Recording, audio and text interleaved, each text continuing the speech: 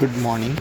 இன்றைக்கி வீடியோவில் வந்து நம்ம மெக்கானிக்ஸில் ஃபஸ்ட்டு யூனிட்டில் ஸ்டாட்டிக்ஸ் சாப்டரில் ஃபோர்ஸஸ் இந்த செக்ஷன் பற்றி தான் வந்து நம்ம பார்க்க போகிறோம். ஸோ போன வீடியோவில் வந்து டெஃபனிஷன்ஸ் எல்லாமே பார்த்துருந்தோம். ஸோ இந்த வீடியோலையும் வந்து நம்ம டெஃபனிஷன்ஸ் தான் வந்து கண்டினியூ பண்ணுறோம். போன வீடியோவில் லாஸ்ட்டாக வந்து நம்ம டைப்ஸ் ஆஃப் ஃபோர்ஸஸில் 3 டைப்ஸ் பார்த்துருந்தோம். எர்த் கிராவிடேஷன் ஒன்று, டென்ஷன் ஒன்று, ரியாக்ஷன் ஒன்று அப்படின்ட்டு. ஸோ அந்த ரியாக்ஷனோட இதில் வந்து நார்மல் ரியாக்ஷனும் ஃப்ரிக்ஷனும் இப்போ பார்க்க போகிறோம். ஸோ அதுக்கு முன்னாடி இந்த ரியாக்ஷனை வந்து ரீகால் பண்ணிடலாம். ஸோ ரியாக்ஷன் அப்படின்னா என்னது கொடுத்துருக்குறாங்க அப்படின்னா, whenever two bodies contact with each other, each subject to a section of force which is the force being equal in magnitude and opposite direction அப்படின்னா அந்த ரெண்டு ஆப்போசிட் ஃபோர்ஸஸையும் தான் வந்து நம்ம என்னென்னு சொல்லுவோம்னா வந்து ரியாக்ஷன் அப்படின்ட்டு சொல்லுவோம். ஸோ இந்த ரியாக்ஷன்லேருந்து தான் இப்போ நம்ம பார்க்கக்கூடியது நார்மல் ரியாக்ஷன் அண்ட் ஃப்ரிக்ஷன் அப்படிங்கிறது. We shall now consider the reaction acting on one of these two bodies. So இப்போ வந்து நம்ம ஒரு ரியாக்ஷன் வந்து கன்சிடர் பண்ண போகிறோம். ஸோ ரெண்டு பாடிஸில் வந்து ஒரு பாடியில் வந்து ரியாக்ஷனை வந்து நம்ம கன்சிடர் பண்ண போகிறோம். when a force is resolved into two components. So force எஃப்ங்கிறத வந்து ரெண்டு காம்பனண்ட்டாக வந்து நம்ம ரிசால்வ் பண்ணோம். ஒன்று along the direction normal to the surface of the body, இன்னொன்று வந்து along the direction opposite to the tangential direction. ஓகேவா, ஒன்று along the direction normal to the surface of the body, இன்னொன்று along the direction opposite to the tangential direction. ஓகேவா, so இந்த ரெண்டு ரியாக்ஷனையும் தான் வந்து என்னென்னு சொல்லுவோம்னா வந்து நார்மல் ரியாக்ஷன் அண்டு ஃப்ரிக்ஷன் அப்படின்ட்டு சொல்லுவோம். The components are called the normal reaction and friction. அதாவது along direction normal to surface இது ஒன்றும், இன்னொன்று வந்து along direction opposite to tangent. So இது ரெண்டுத்தையும் தான் வந்து நம்ம என்னென்னு சொல்லுவோம்னா இதை நார்மல் ரியாக்ஷன் அப்படின்ட்டு சொல்லுவோம். அதை மாதிரி இதை வந்து நம்ம ஃப்ரிக்ஷன் அப்படின்ட்டு சொல்லுவோம். ஓகேவா, சரி. ஸோ நெக்ஸ்ட்டு பார்த்தோம் அப்படின்னா வந்து லிமிட்டிங் ஃப்ரிக்ஷனுக்கு உண்டான definition. It has been observed through experiments that there is a limit to the amount of friction. So ஃப்ரிக்ஷனுக்கு வந்து எப்போவுமே வந்து லிமிட் அப்படிங்கிறது வந்து இருக்குது.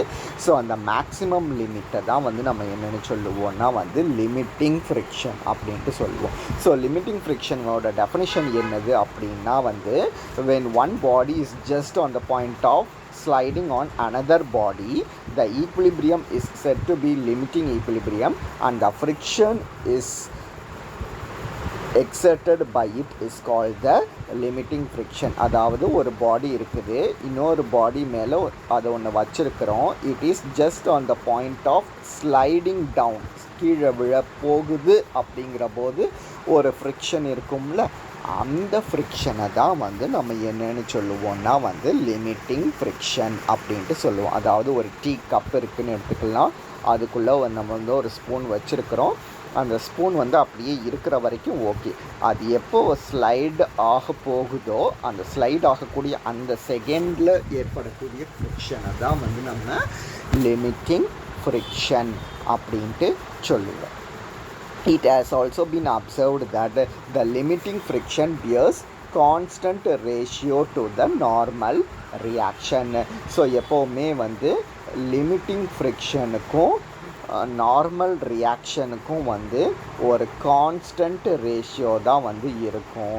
இந்த கான்ஸ்டன்ட் ரேஷியோவை தான் வந்து என்னென்னு சொல்லுவோன்னா வந்து கோஎஃபிஷியன்ட் ஆஃப் ஃப்ரிக்ஷன் அப்படின்ட்டு சொல்லுவோம். ஸோ இதெல்லாமே வந்து ஒன் வேர்டுக்கு வந்து இம்பார்ட்டண்ட். ஓகேவா? ஸோ அப்போ நம்ம லிமிட்டிங் ஃப்ரிக்ஷனை வந்து எஃப்னு எடுக்கிறோம், நார்மல் ரியாக்ஷனை வந்து ஆர்னு எடுக்கிறோம். அப்படின்னா F by R bears a constant ratio. அந்த கான்ஸ்டன்ட் ரேஷியோ தான் coefficient of friction. Coefficient of ஃப்ரிக்ஷனை மியூ அப்படின்ட்டு டினோட் பண்ணோன்னா நமக்கு ரிலேஷன் வந்து F is equal to mu R அப்படிங்கிறது வந்து கிடைக்கும். ஓகேவா? சரி. ஸோ நெக்ஸ்ட் வந்து angle of friction. When the friction is limiting friction, the angle between the reaction and normal to the surface is called the angle of friction. ஓகேவா? Limiting ஃப்ரிக்ஷனாக இருக்கும் போது அதனோட angle between the reaction and normal to the surface, அதாவது limiting ஃப்ரிக்ஷனுக்கும் normal ரியாக்ஷனுக்கும் கிடைக்கக்கூடிய அந்த ரேஷியோவை தான் நம்ம வந்து என்னன்னு சொல்லுவோம்னா ஆங்கிள் ஆஃப் ஃப்ரிக்ஷன் அப்படின்ட்டு சொல்லுவோம். ஓகேவா? சரி. So the right circular cone with its vertex at the point of contact axis along the normal to the surface and semi-vertical angle alpha is equal to the angle of friction is called the cone of friction. அது cone of friction ஓட definition. So இப்போ angle of the friction பார்த்தோம் அப்படின்னா tan lambda is equal to limiting friction by normal reaction. இது bears a constant ratio அப்படிங்கிறதுனால so this is equal to mu அப்படின்ட்டு எடுத்துக்கலாம். அப்போ tan lambda is equal to mu அப்படின்னா lambda is equal to tan inverse of mu அப்படின்ட்டு கிடைக்கும். So இது வந்து ஆங்கிள் ஆஃப் ஃப்ரிக்ஷன் கண்டுபிடிக்கிறதுக்கு ஒரு ஃபார்முலா. சரி. நெக்ஸ்ட்டு வந்து laws of friction. There are 5 laws of friction. State laws of ஃப்ரிக்ஷனுங்கிறது வந்து 5 மார்க்கில் வந்து கேட்டிருக்காங்க இதுக்கு முன்னாடி ஸ்டாட்டிக்ஸில். ஓகேவா? ஸோ லாஸ் ஆஃப் ஃப்ரிக்ஷனில் ஃபஸ்ட் லா என்னது அப்படின்னா the friction acts opposite to the direction in which the body moves or has a tendency to move. ஓகேவா? ஃப்ரிக்ஷன் எப்போவுமே ஒரு பார்ட்டிக்கல் இருந்ததுன்னா அதுக்கு ஆப்போசிட் டைரக்ஷனில் தான் வந்து இந்த ஃப்ரிக்ஷன் வந்து மூவ் ஆகும். ஸோ இந்த ஃப்ரிக்ஷன் மூலமாக தான் அந்த பார்ட்டிக்கலோட மூமெண்ட் வந்து நடக்கும். ஓகேவா? த friction always acts opposite to the direction in which the body moves. So body வந்து இப்படி மூவ் ஆகிட்டு வந்ததுன்னா ஃப்ரிக்ஷன் வந்து இப்படி ஆக்ட் ஆகும். ஸோ இதுதான் ஃபஸ்ட்டு லா. செகண்ட் லா வந்து when the bodies are at a rest, the friction called into play is just sufficient to prevent the motion of any of the bodies. So bodies வந்து rest பொசிஷனில் இருக்குது அப்படின்னா நம்ம ஃப்ரிக்ஷனை act பண்ணி விட்டாலே போதும், ஆட்டோமேட்டிக்காக அந்த பாடி வந்து அதனோட ரெஸ்ட் பொசிஷன்லேருந்து மூவ் ஆக ஆரம்பிச்சிடும். ஸோ அந்த ஃப்ரிக்ஷனே போதும் அந்த பாடியை மூவ் பண்ணுறதுக்கு அப்படிங்கிறது. தேர்டு லா என்னது அப்படின்னா there is a limit to the amount of friction that can be called in to play. எப்போவுமே ஃப்ரிக்ஷன் அப்படிங்கிறது வந்து லிமிட்டிங்கில் தான் வந்து இருக்கும். அந்த லிமிட்டிங் ஃப்ரிக்ஷன் தான் வந்து நார்மல் ரியாக்ஷனோட கான்ஸ்டன்ட் ரேஷியோவை வந்து கொடுக்கும். This constant depends on the nature and material of the surface. So அந்த கான்ஸ்டன்ட் ரேஷியோ அப்படிங்கிறது வந்து மெட்டீரியலுக்கு மெட்டீரியல் வேரி ஆகும் அல்லது ஒரு நேச்சரை பொறுத்தும் வந்து வேரி ஆகும். அது எப்போவுமே அந்த கான்ஸ்டன்ட் ரேஷியோ வந்து கான்ஸ்டன்ட் கிடையாது. அதுதான் வந்து தேர்ட் லா. ஃபோர்த் லாங்கிறது when a body slide on other, the friction called into play is slightly less than the limiting friction. So ஒரு பாடி இருக்குது, ஒரு பாடி வந்து இன்னொரு பாடி மேலே ஸ்லைடிங் பொசிஷனில் இருக்குது அப்படின்னா இதில் நம்ம செலுத்தக்கூடிய இந்த ஃப்ரிக்ஷன் வந்து this friction is less than the limiting friction. கண்டிப்பாக லிமிட்டிங் ஃப்ரிக்ஷனை விட கம்மியாக இருக்கணும். மேக்ஸிமம் ஃப்ரிக்ஷனை நம்ம அதில் ஆக்ட் பண்ண விட கூடாது அப்படிங்கிறது தான் வந்து ஃபோர்த். அதே மாதிரி ஃபிஃப்த் லா என்னது அப்படின்னா when a body slide on other, the friction called into play is independent of the relative speed. So friction வந்து ரிலேட்டிவ் ஸ்பீடை பொறுத்து இருக்காது. அதுக்கும் இதுக்கும் எந்த ரிலேஷன்ஷிப்பும் கிடையாது. இது ரெண்டுமே வந்து இண்டிபெண்ட்டாக இருக்கும் அப்படிங்கிறது தான் வந்து fifth law. There are 5 laws of friction. ஓகேவா? சரி. of the above 5 laws, the first 3 laws are called the laws of static friction and the other 2 is called the law of dynamic friction. So first 3 laws are the law of static friction அப்படின்ட்டு சொல்லுவோம். last 2 laws are laws of dynamic friction அப்படின்ட்டு சொல்லுவோம். சரி, so resultant of two forces on a particle, இதுதான் topic. So இதில் பார்த்தோம் அப்படின்னா a particle acted by two force F1 and F2, then F1 plus F2 is set to be the resultant of the two forces. So F1 F2 அப்படிங்கிறது 2 ஃபோர்ஸஸாக இருந்துச்சு அப்படின்னா இதனோட ரிசல்டண்ட்டை நம்ம எப்படி டினோட் பண்ணுவோம் அப்படின்னா F1 ப்ளஸ் F2 அப்படின்ட்டு டினோட் பண்ணுவோம். ஓகேவா? சரி, ஸோ புக் ஒர்க் என்னது அப்படின்னா magnitude and direction of the resultant அதை கண்டுபிடிக்கணும். இந்த ரிசல்டன்ட்னா F1 ப்ளஸ் F2 அப்படின்ட்டு நம்ம சொல்லிட்டோம். ஸோ இப்போ இந்த F1 ப்ளஸ் F2வோட மேக்னிடியூடு வேல்யூனா மாடுலஸ் வேல்யூ, டைரக்ஷன்னா தீட்டா, இது ரெண்டும் என்ன அப்படின்ட்டு கண்டுபிடிக்கிறது தான் இந்த புக் ஒர்க். ஓகேவா? சரி, ஸோ இதுக்கு நம்ம என்ன செய்ய போகிறோம் அப்படின்னா let F1 and F2 be two forces அப்படின்ட்டு எடுத்துக்கலாம். இது 2 ஃபோர்ஸஸாக இருந்துச்சு அப்படின்னா இந்த 2 ஃபோர்ஸஸோட ரிசல்டண்ட்டை எப்படி எடுத்துக்கலாம் அப்படின்னா F1 ப்ளஸ் F2 அப்படின்ட்டு எடுத்துக்கலாம். ஆங்கிள் பிட்வீன் F1 F2வை எப்படி எடுத்துக்க போகிறோம் அப்படின்னா ஆல்ஃபா அப்படின்ட்டு எடுத்துக்க போகிறோம். ஸோ இப்போ இதனோட மேக்னிடியூட் தானே ஃபஸ்ட்டு கண்டுபிடிக்கணும். Magnitude is nothing but modulus of F1 plus F2ங்கிறது என்னது அப்படின்னா it's nothing but the square root of F1 plus F2 dot F1 plus F2, இதனோட டாட் ப்ராடக்ட். ஓகேவா? சரி, ஸோ இப்படி வந்துச்சு அப்படின்னா இதை நம்ம உள்ளே மல்டிபிள் பண்ணணும். உள்ளே மல்டிபிள் பண்ணால் என்ன கிடைக்கும்? எப்படி மல்டிபிள் பண்ணணும்? F1 F1 F1 F2 F2 F1 F2 F2 இப்படி மல்டிபிள் பண்ணணும். இப்படி மல்டிபிள் பண்ணால் F1 F1 F1 F2 F2 F1 F2 F2 எல்லாத்துலேயுமே வெக்டார் சிம்பிள் கண்டிப்பாக போடணும், இல்லைன்னா அது தப்பாயிரும். ஓகேவா?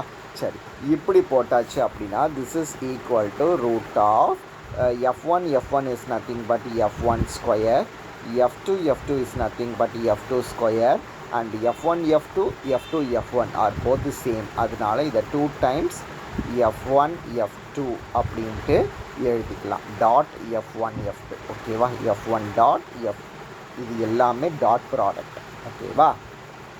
F1 டாட் F1 தான் F1 square, F2 dot F2 தான் F2 ஸ்கொயர். இது F1 dot F2, F1 dot F2ங்கிறத 2F1 dot F2 அப்படின்ட்டு எழுதிக்கலாம். ஆனால் F1 டாட் F2ங்கிறது வேல்யூ பார்த்தோம் அப்படின்னா F1 F2 cos ஆல்ஃபா. இதை மாதிரி F1 cross F2 பார்த்தோன்னா அது F1 F2 sin alpha into n cap, where n capங்கிறது யூனிட் வெக்டார். இது வெக்டார் கால்குலஸ்லேருந்து நமக்கு தெரிஞ்சிருக்கிற நோட்டேஷன்ஸ். இந்த நோட்டேஷனை தான் நம்ம இங்கே அப்ளை பண்ண போகிறோம். ஓகேவா? ஸோ இப்போ நமக்கு magnitude value of F1 plus F2 என்னது கிடச்சிருக்கு அப்படின்னா root of F1 square plus F2 square plus 2 times F1 dot F2 அப்படின்ட்டு கிடச்சிருக்குது. ஸோ இதில் F1 square plus F2 square plus 2 times F1 F2 cos alpha அப்படின்ட்டு நம்ம டினோட் பண்ணிக்கலாம். ஓகேவா? இதுதான் மேக்னிடியூட் ஆஃப் த ரிசல்டன்ட். இதுதான் final answer, magnitude of the ரிசல்டன்ட்டுக்கு. ஓகேவா? நெக்ஸ்ட்டு நம்ம என்ன செய்ய போகிறோம் அப்படின்னா ஆங்கிள் கண்டுபிடிக்கணும். ஆங்கிள் கண்டுபிடிக்கிறதுக்கு tan theta ஃபார்முலா. tan thetaக்கு ஃபார்முலா என்னது அப்படின்னா modulus of A cross B divided by A dot B அப்படிங்கிறது தான் ஃபார்முலா. நம்ம எதுக்கு கண்டுபிடிக்கணும் அப்படின்னா angle between F1 and resultant F1 plus F2. இதுக்கு தான் வந்து நம்ம ஆங்கிள் கண்டுபிடிக்க போகிறோம். அப்போ இந்த F1 A வெக்டார்னு எடுக்கணும், F1 ப்ளஸ் F2 வந்து B வெக்டார் அப்படின்ட்டு எடுக்கணும். எடுத்தால் இப்படி இதை எப்படி எழுதலாம் அப்படின்னா F1 cross F1 plus F2 divided by F1 dot F1 plus F2 அப்படின்ட்டு எழுதலாமா? ஸோ இப்படி தான் வந்து நம்ம எழுத போகிறோம். ஓகேவா? சரி, இப்படி எழுதுனா என்னது கிடைக்குதுன்ட்டு பார்ப்போம். அப்போது tan theta is equal to modulus of F1 cross F1 plus F2 divided by F1 dot F1 plus F2னு கிடைக்கும். So this is equal to F1 cross F1 plus F1 cross F2 எல்லாத்துக்குமே வெக்டார் சிம்பல் போட்டுக்கணும். divided by F1 dot F1 plus F1 dot F2 அப்படின்ட்டு எழுதிக்கலாம். F1 cross F1ஓட value வந்து நமக்கு 0. அப்போ மேலே வந்து F1 cross F2னு இருக்கும் modulus divided by F1 dot F1 வந்து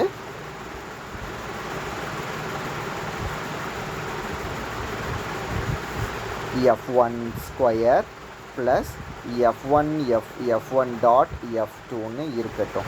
இதுக்கு நம்ம வேல்யூவை ரீப்ளேஸ் பண்ண போகிறோம். ஓகேவா? அப்போ நியூமரேட்டர் F1 கிராஸ் F2 இருக்குது, denominator F1 square plus F1 dot F2னு இருக்குது.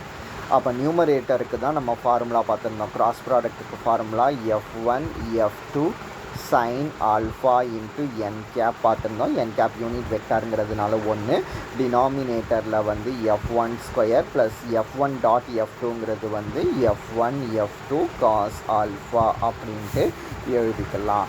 So this is equal to F1 F2 sin alpha divided by டினாமினேட்டரில் F1 காமனாக எடுத்தோன்னா ப்ராக்கெட்டில் F1 plus F2 cos alpha அப்படிங்கிறது ரிமைனிங் இருக்கும்.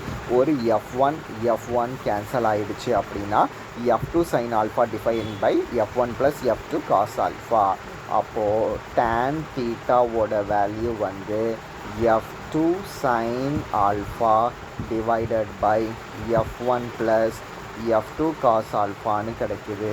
அப்போ theta is nothing but tan inverse of F2 sin alpha divided by F1 plus F2 cos alpha அப்படின்ட்டு எழுதிடலாம்.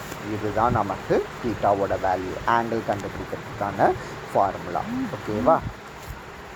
சரி, ஸோ நெக்ஸ்ட்டு வந்து ஒரு கரலரி பார்க்க போகிறோம். கரலரிங்கிறது என்னது அப்படின்னா F1ம் F2வும் ஈக்குவல் மேக்னிடியூடில் இருந்துச்சு அப்படின்னா, அதாவது modulus of F1 equal to modulus of F2 equal to F அப்படின்ட்டு ஈக்குவல் மேக்னிடியூடில் இருந்துச்சு அப்படின்னா, ஆக்சுவலாக இப்போ நம்ம வந்து ரிசல்டண்ட்டோட மேக்னிடியூடு பார்க்கணும். நம்ம என்ன கண்டுபிடிச்சி வச்சுருந்தோம்? மாடுலஸ் ஆஃப் F1 ப்ளஸ் F2ங்கிறது வந்து என்னது வந்துச்சுன்னா F1 square F2 square 2F1 F2 cos alpha அப்படிங்கிறத வந்து நம்ம கண்டுபிடிச்சி வச்சுருந்தோம். அப்படி தானே? ஸோ இப்போ இதிலேருந்து பார்த்தோம் அப்படின்னா நமக்கு என்ன கிடைக்கும்? F1 ஸ்கொயருக்கு பதிலாக F ஸ்கொயர் ரீப்ளேஸ் பண்ணிடலாம், ப்ளஸ் F2க்கு பதிலாகவும் Fஐ வந்து ரீப்ளேஸ் பண்ணிடலாம். 2F1 F2க்கு பதிலாகவும் நம்ம எதை ரீப்ளேஸ் பண்ண முடியும்னா F ஸ்கொயரை ரீப்ளேஸ் பண்ண முடியும். அப்போ F square plus F square plus 2F square cos alpha அப்படின்னு கிடைக்கும். F square plus F square is nothing but 2F square. So இது என்னது கிடைக்கும் அப்படின்னா 2F square plus 2F square cos ஆல்ஃபான்னு கிடைக்கும். இப்போ நம்ம 2F ஸ்கொயரை காமனாக எடுத்தால் 1 ப்ளஸ் காஸ் ஆல்ஃபா அப்படின்ட்டு வந்து நம்ம எழுதலாம். 1 plus cos alpha is nothing but 2 cos square alpha by 2 அப்படின்ட்டு எழுத முடியும். இப்போ நம்ம ரூட்டுக்குள்ளே 2 2 இருக்கிறதுனால வெளியில் ஒரு 2 எடுக்கலாம். ரூட்டுக்குள்ளே 2F இருந்தால் வெளியே ஒரு F எடுக்கலாம். ரூட்டுக்குள்ளே காஸ் ஸ்கொயர் இருந்தால் வெளியில் காசுன்னு எடுக்கலாம். அப்போ 2F காஸ் ஆல்ஃபா பை 2 அப்படின்ட்டு கிடைக்கும். அப்போது modulus of F1 plus F2 is equal to 2F cos alpha by 2 அப்படின்ட்டு கிடைக்கும். எப்போனா வென் F1க்கும் F2க்கும் ஈக்குவல் மேக்னிடியூட் இருந்துச்சு அப்படின்னா. ஓகேவா? ஸோ இதுதான் வந்து நமக்கு இந்த கரலரி. ஸோ இது வரைக்கும் நம்ம இன்றைக்கி வீடியோவில் பார்ப்போம். ஸோ இன்றைக்கி வீடியோவில் நம்ம என்னென்னு பார்த்துருந்தோம் அப்படின்னா வந்து ரியாக்ஷன் பார்த்தோம். ரியாக்ஷனில் வந்து நார்மல் ரியாக்ஷன்னா என்ன அப்படின்ட்டு பார்த்தோம். ஃப்ரிக்ஷன்னா என்னன்னு பார்த்தோம்.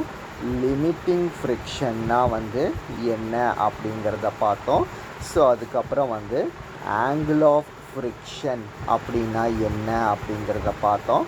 ஸோ இதுக்கப்புறம் வந்து லாஸ் ஆஃப் ஃப்ரிக்ஷன்னா வந்து என்னென்ன அப்படிங்கிறத வந்து பார்த்துருந்தோம். ஸோ இதுக்கப்புறம் பார்த்தீங்க அப்படின்னா வந்து ரிசல்டன்ட் ஆஃப் டூ ஃபோர்ஸஸ் அப்படிங்கிற ஹெட்டிங்கில் இந்த ரிசல்டண்ட்டுக்கு வந்து மேக்னிடியூடும் ஆங்கிளும் வந்து நம்ம கண்டுபிடிச்சிருந்தோம். ஸோ இதுக்கப்புறம் பார்த்தீங்க அப்படின்னா வந்து ரெண்டு ரிசல்டண்ட்டுக்கும் வந்து ரெண்டு ஃபோர்ஸஸ்க்கும் ஈக்குவல் மேக்னிடியூடு இருந்துச்சு அப்படின்னா அதனோட ரிசல்டண்ட் வந்து எப்படி இருக்கும் அப்படிங்கிறத வந்து பார்த்துருக்கோம். ஓகேவா? ஸோ இது வரைக்கும் வந்து இன்றைக்கி வீடியோவில் பார்ப்போம்.